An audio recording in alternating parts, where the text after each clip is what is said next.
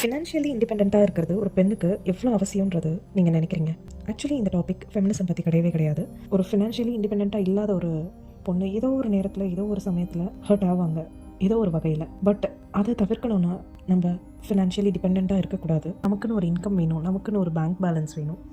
ஒரு பொண்ணு கையில் அவளுக்குன்னு ஒரு வருமானம் இருந்தால் அவளுடைய கான்ஃபிடென்ஸும் செல்ஃப் ரெஸ்பெக்டும் இன்னும் ஸ்ட்ராங்காக இருக்குது அப்படின்னு கண்டிப்பாக நிச்சயமாக சொல்லலாம். ஃபினான்ஷியல் இண்டிபெண்டன்ஸ் வந்து ஒரு லக்ஸுரி இல்லை, பட் அது வந்து நிறைய பெண்களுக்கு அது ஒரு டிக்னிட்டின்னு சொல்லலாம். எத்தனை பேர் இதை ஒத்துக்கிறீங்க? அதை கமெண்ட்டில் சொல்லுங்கள்.